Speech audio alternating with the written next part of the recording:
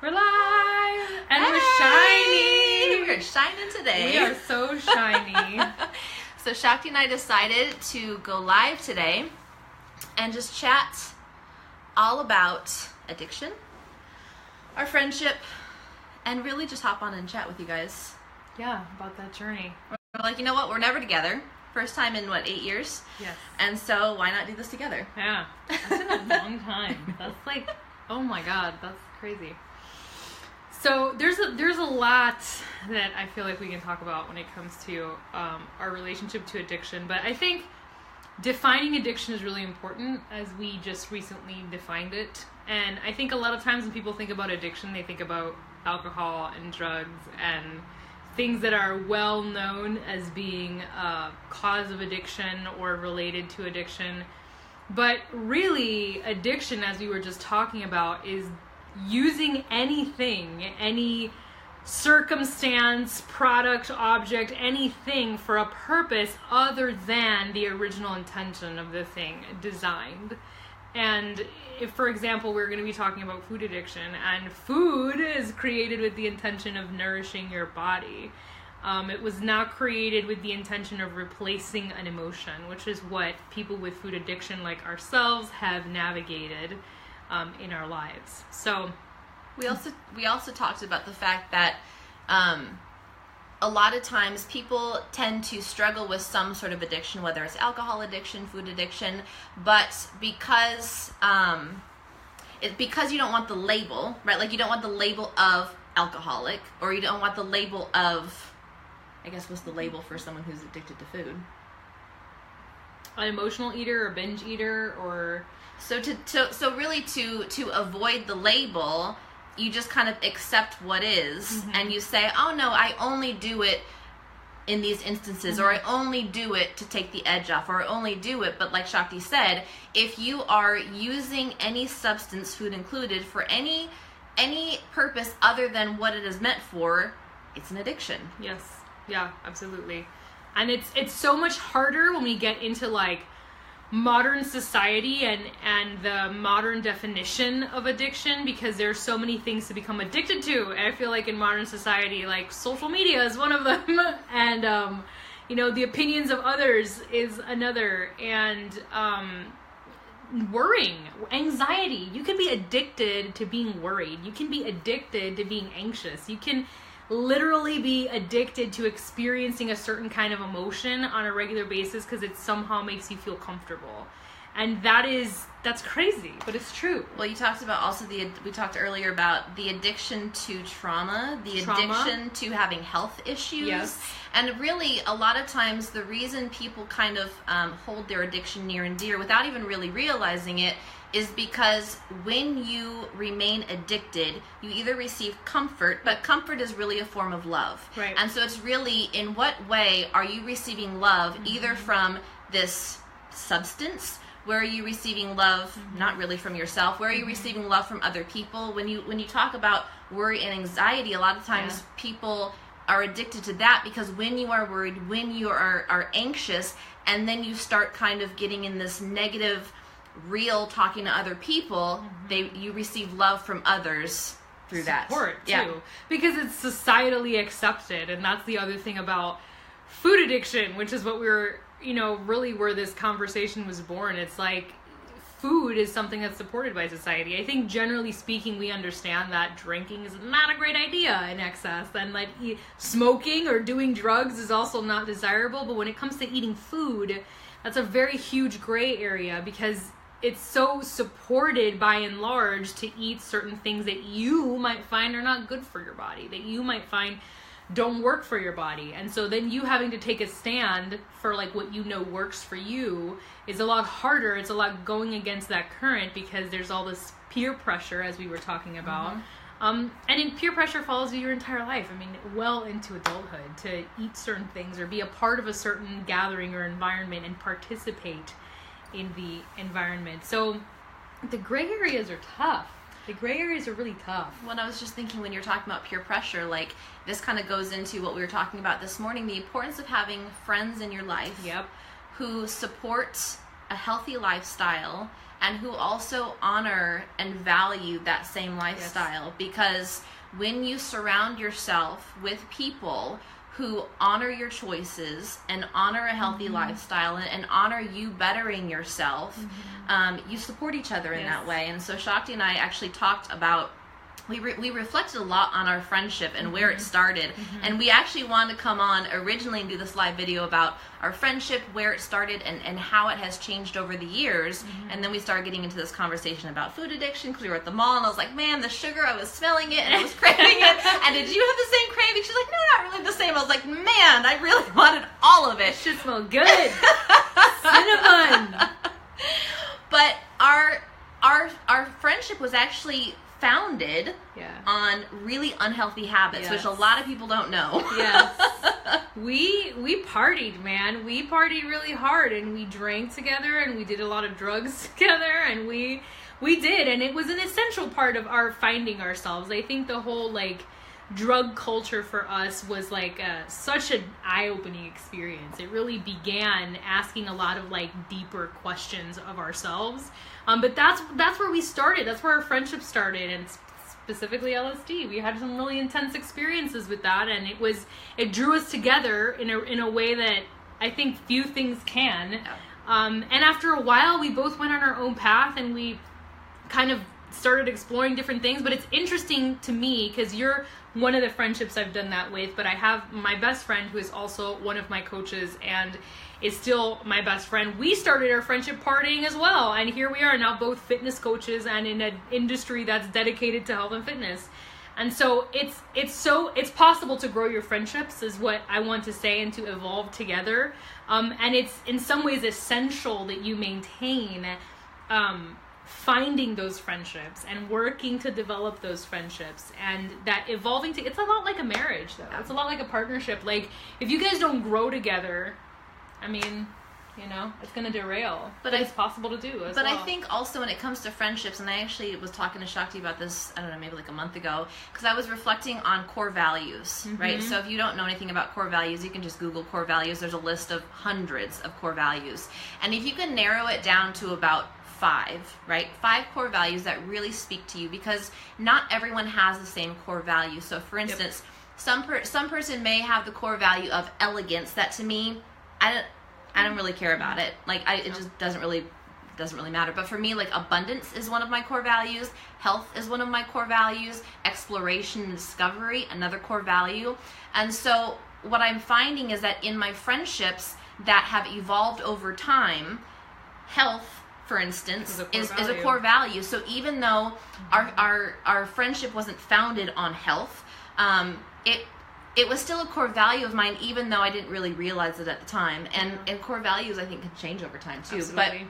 But it's, again, not just in friendships, but in romantic relationships as well. Like, do you have the same core values? You don't have to have all of the same core values, but at least one core value that you can connect on, because otherwise, you have nothing in common. I will tell you that with my husband, that's the primary thing. That's the reason that we're together and we have such a positive relationship, is because of our core values. And that was after going through a lot of dissatisfaction romantically and chasing the wrong things, like we do with friends and like we do with food and like we do with life, chasing the appearance or chasing the, the energy, the chemistry.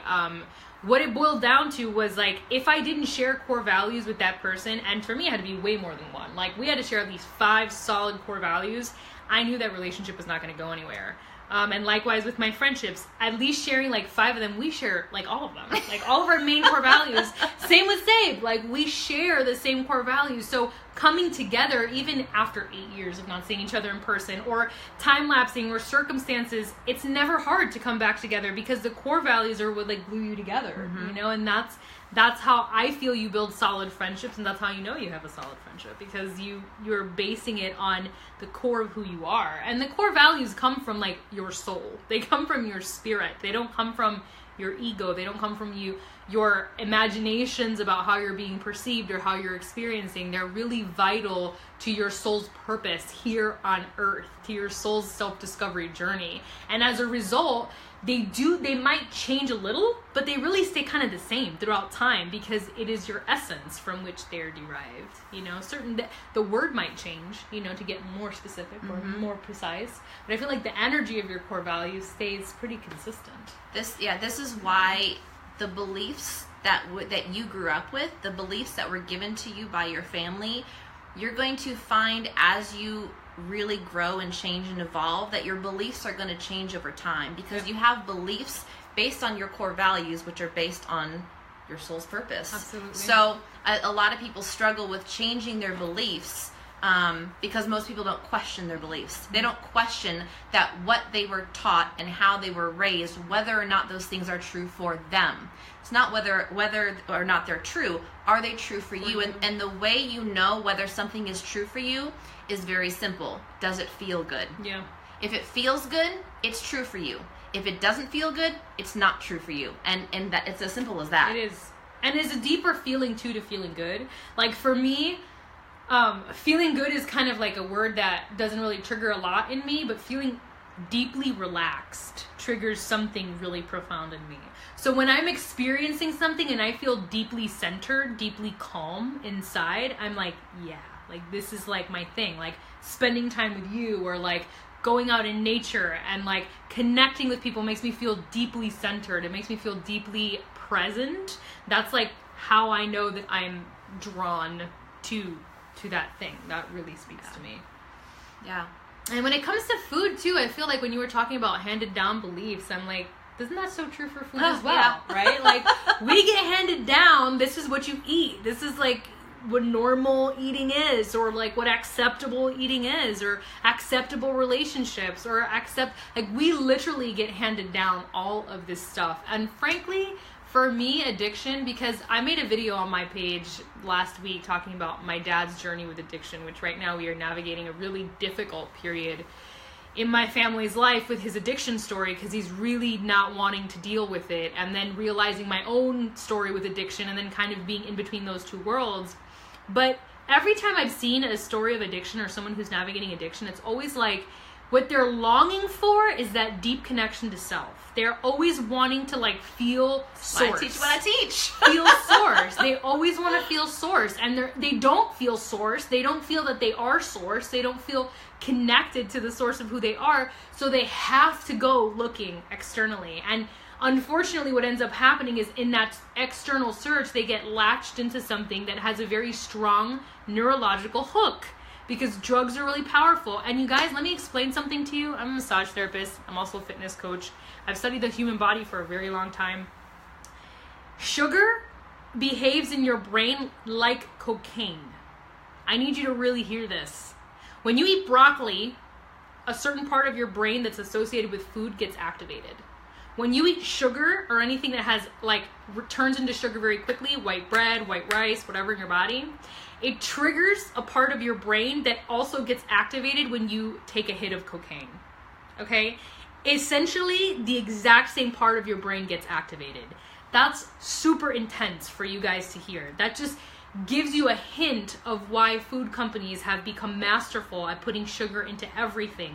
Because they understand that if they can get you hooked into this thing, you're not going to want to let it go. You're going to be obsessed with getting it into your system, which is exactly how food addiction happens. Mm-hmm. I mean, it's in all processed food. Yeah. I mean, and even basic shit like yogurt. Yeah. You know. And non-dairy yogurt. A crap ton of sugar in non-dairy yogurt. That's like huge. This is why like we look at labels for everything and look at not just added sugar, but like not just in the ingredient list, but really looking at the percentage, the amount of sugar, and keeping it as low as possible. Yes. Because if you have struggled with sugar addiction, if you, like I've had the yo-yo, I've had the back and forth, and like I was telling Shakti at the mall today, I was like, you know, I know intellectually the reasons not to eat sugar, but it's like it has such a physiological, you know, thing in your body, reaction in your body, that it's just like it was such a challenge for me. And like we're on a very specific eating plan. We knew that we were coming home and eating, and like I wasn't even starving. It was just like it was just trigger. Yep. Because the neurological hook is so intense, because that's how sugar is designed. Yep.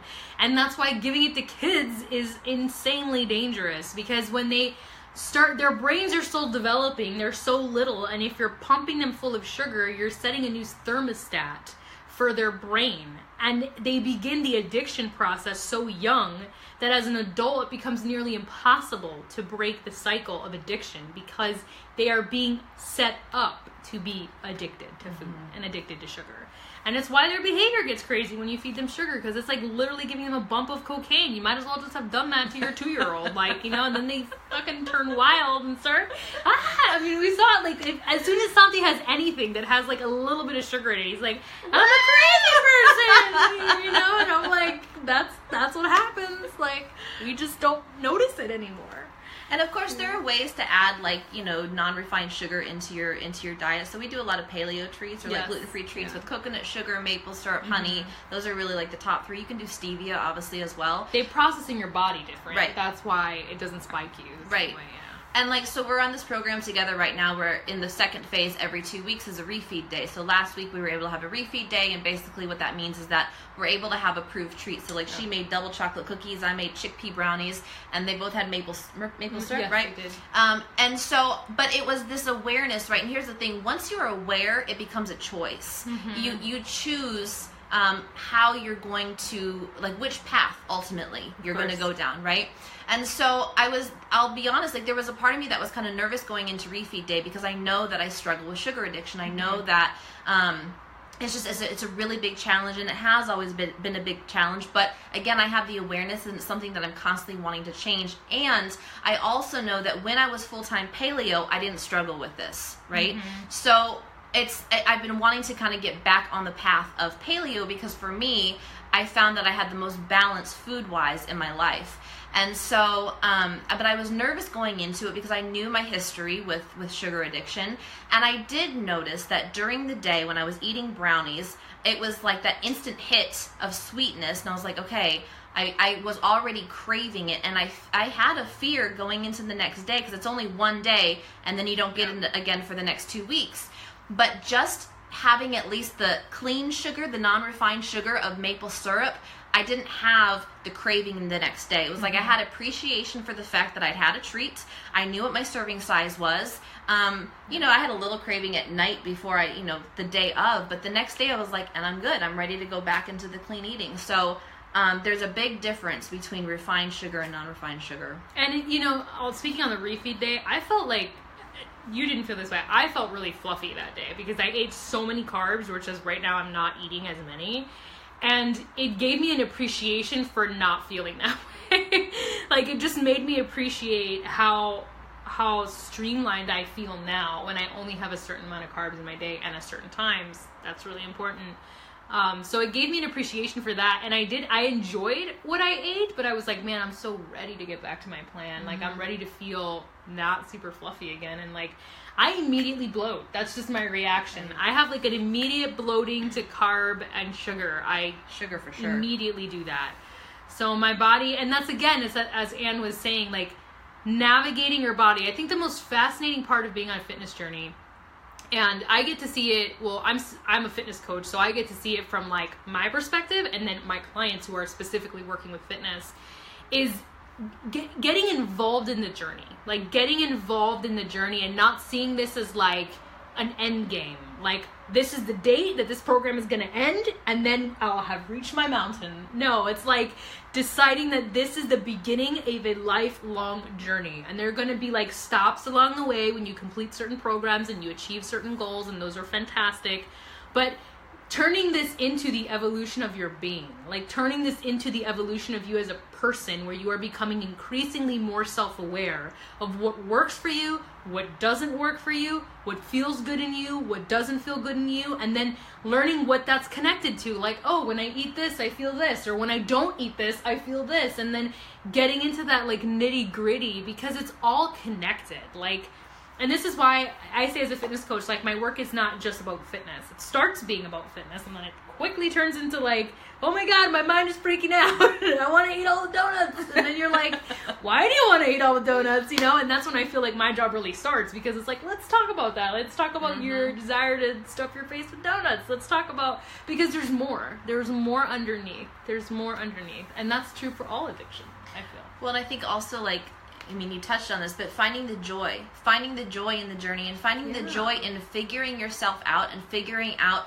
what works specifically for you, because each body is so individualized. And, you know, when I work with like, I started out as a fitness coach, and then I really transitioned into spiritual mindset because of the mindset piece that Shakti talked about, because so many people see their fitness journey as a punishment. Yes. We work out and we diet in order to punish or deprive ourselves because we're wanting to hit a certain number on the scale or fit into a certain size pants. But you take all the joy out of it, and you're like, God, Anne, how could this fucking be joyful? Like, but it is, because when you get to know yourself, it's a connection. Talking about having that connection to yourself, you connect to yourself on a completely different level when you really know your body so well that you know, when I eat this, this happens. When I eat this, this doesn't happen. And so, and finding the joy, but also not punishing yourself when something doesn't work out. So case in point, I was paleo for years.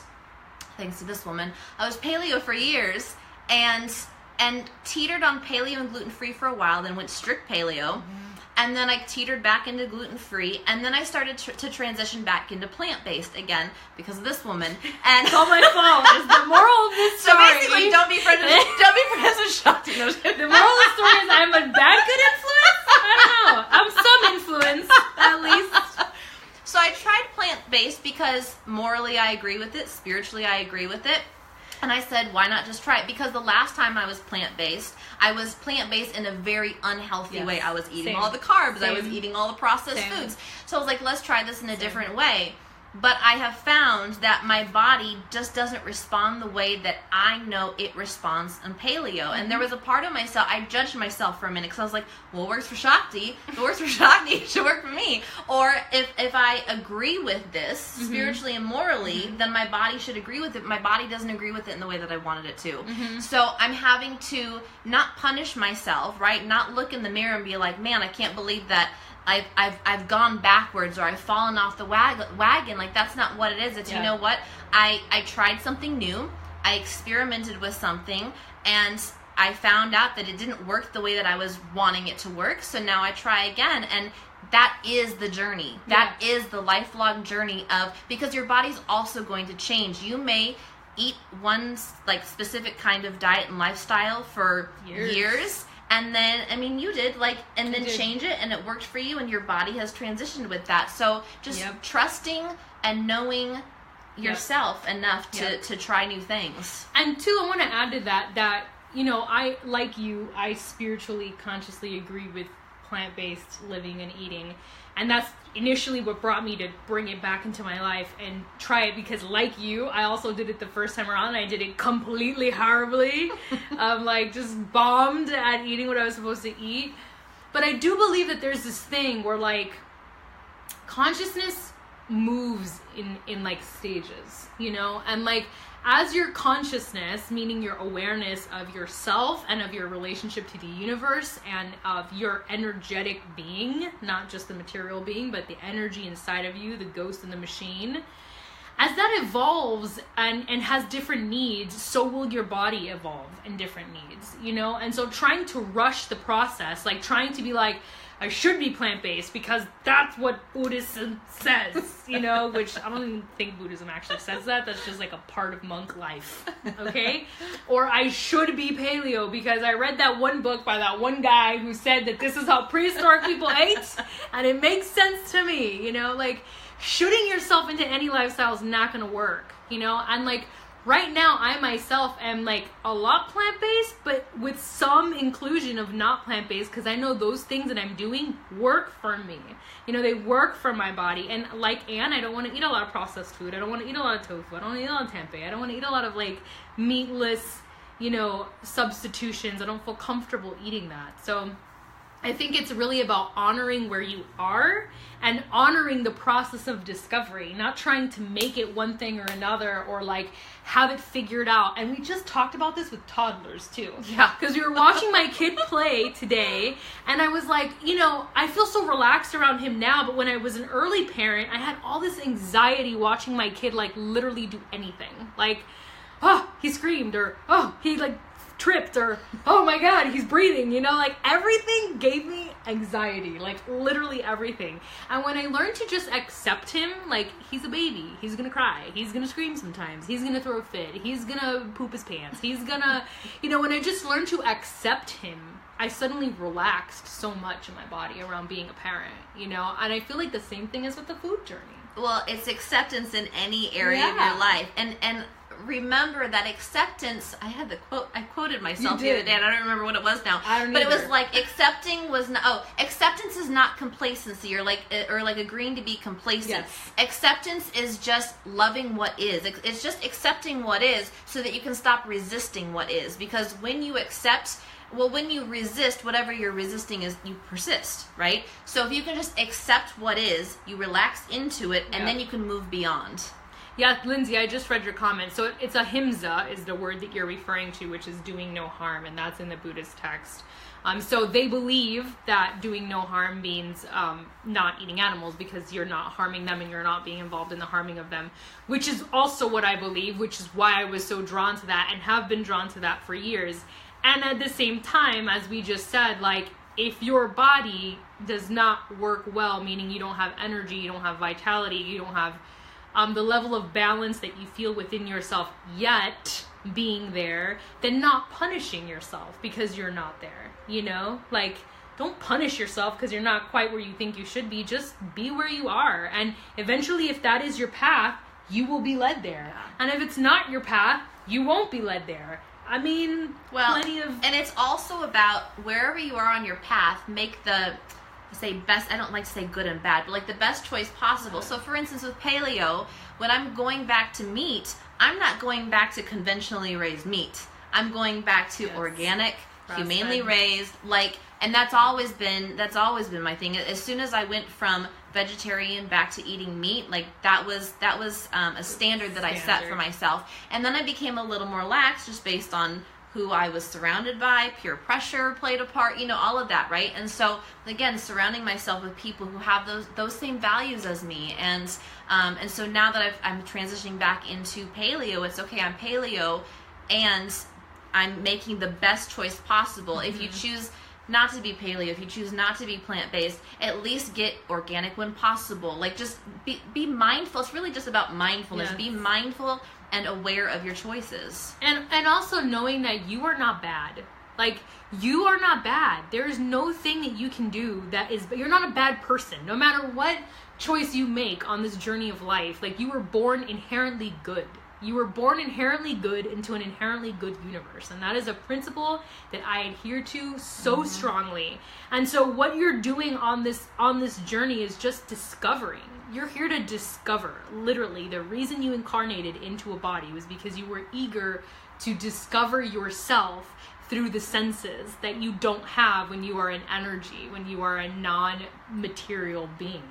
So everything that you're doing here is just you figuring it out. And as long as your intention is to, like, how can I be a better me? How can I be a stronger me? How can I be a more self-aware me? How can I be a more mindful me? What does that look like?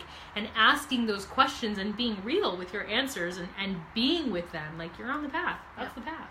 Yep. That's it. Really. And constantly being willing willing is huge, but willing to look at what's being reflected back to you. Where are you triggered? You guys know that I talk about triggers a lot. Yeah. Where are you being triggered, and what's coming up for you, and are you willing to address that without punishing yourself? Yes. God, grace. Grace. I want to make a song about grace. Because that was like my word for all last year. And since becoming a parent, honestly, like, there is nothing that will teach you that you need to have grace with yourself faster than having an infant. Like, it's just because I'm a new mom. I don't know anything about parenting. I literally, like, I wasn't around kids a lot. I didn't change a lot of diapers. I was like, oh my God. Like, literally, when they gave me this child and sent me home, I was like, oh boy. That's when I should have visited you 2 years ago. I know. That's really should have come because I was a hot mess. I was like, I know what to do. It was so bad. It was honestly so bad, but it was the thing that like almost like pushed me into like looking at my addiction too, because having a child and having such strong, like I had PPA and PPD out the wazoo, and then I wanted to eat all the sugar. That's immediately where I went. And then I started my fitness journey when I was 4 months postpartum. So I had to kind of like begin to discover that during the fitness journey. But that's so many layers, of course. So you're like peeling all these layers off of yourself when you start that journey. But man, it's like having a kid will really throw you into like, this is everything you're using as a crutch. Wine, sugar, because Lord knows every parent I know is like, I can't wait for my glass of wine. That was me. But on this program, we can't have wine. So I've had to be like, how do I parent without wine? You know, that's the real question. Moms and teachers. Really, any profession where you're dealing with children. Hey, if you're dealing with kids, wine is probably a staple in your household. And it's not like I want to shit on wine. I just, again, want to... Oh, wait a minute, this video. Sable's calling me. Sable! How'd you know? Sable's calling. It's just about understanding that when you're using something for a reason other than like pure enjoyment, you know. So your kids eat plant-based too. Primarily, we don't have meat in the house. And he never liked meat, which is the weirdest part. Like, my kid has not really had a taste for meat since he was really small. So he like rejects, he'll eat it maybe a little bit if it's like finely ground or something, but he really doesn't have, like, a taste for it. Wine is plant-based. That's a really good point. But alcohol is also not part of the Buddhist scriptures, so there's that. Well, intoxication is not really... Yeah, I've talked about this on my podcast, too, right? Like, that I still drink wine, not currently, but I still drink wine, and I will drink wine, but I worked through my emotional drinking. That's the thing. And now I drink wine when I'm allowed. When I feel like it pairs well with something, right? Yeah. So if you're like a foodie like I am, and you want wine to pair with something, that's completely different than coming home and being like, man, today was a really fucked up day. I need something. I need to take the edge off, right? And for me, it was like I was drinking no matter what the emotion, happy, sad, depressed, stressed, didn't matter. I was drinking. So that was me and sugar. And I had the ice cream and the wine, so. I was like, today was a great day, let's have ice cream. Today was a shitty day, let's have more ice cream. Today's like a normal, it's raining, let's have ice cream. Your friend is going through a breakup. I'll have ice cream for you. I'll eat ice cream with you. I'll eat it for you. Yeah, that's, and it's a journey. It's a journey. Again, it's a lot of like sitting with your own triggers, like sitting with what brings that up, what desire do you, what do you really want? That's another big question. Like, if you're having a hard day and you're like, I really want a glass of wine, what do you actually want? Why do you want it? Like, what is the wine providing for you, do you imagine? What feeling, for the feeling. What feeling are you wanting? And then it's a matter of, how do I give that to myself? And I teach you guys asking the question of what is the most loving thing I could do for myself right now. Yeah. You want the wine because you're trying to soothe, you're trying to comfort. Yeah. So you're wanting comfort. Well, how do you give yourself comfort in the most loving way possible? That's the real question. And make a list, y'all. Go off after this video, make a list of things that you find comforting that don't have to do with food or alcohol or money. They don't have to cost any money. Yeah, no money either. Don't go retail therapy. That's another one. We didn't freaking mention that one. That's another one. It's a date. Let's have ice cream and wine and sex. Sex is another one. We didn't even talk about that one. You can have the same addiction with sex. You could have an addiction with anything out there. Well, like you said, not using it for the purpose it's meant to. For what originally, like, sex is about connecting with people, right? Like, you want to connect with someone, you want to have sex with them, but if you're needing to do that because otherwise you cannot feel connected, like there's no other way that you can feel connected unless you're banging someone, that is a bad use of sex. That is not the thing to do. Telling you right now. Heard it here first. Check yourself. Check yourself. That is not the way to use that. Same with ice cream. Don't use it like that. Same with shopping. That's how you end up with credit card debt. Don't do it. If you just follow this principle for like everything in your life, you'll have no debt, you'll be real fit, great relationships, you'll be a great parent. We just solved all your problems. We did. You're welcome. We did. One video. That's all it took. And we're done. We're done. Wrap it up. Save this this one. Put it on your watch list. Right? Come back. All right, guys. I think we're good. I think we're good. We're gonna definitely record some podcasts this week, which I'm excited about. We'll do more live videos. Yes. And we're here all week. We're here all week. If you have any questions or comments, please post below. Yep. If you're watching on my page, where can they find you, Anne? AnneLivingstonCoaching.com. And if you're watching on Anne's page, you can find me at Spirit Fit Shakti. And we can write it on the comments below so that you guys can find the other one. But we'll be here all week doing joint videos. So talking about things that are really relevant for us and we imagine really relevant for you guys as well. So thank you for joining us. Yeah. And hanging out with us. We'll chat with you guys soon. Bye, guys. All right, bye.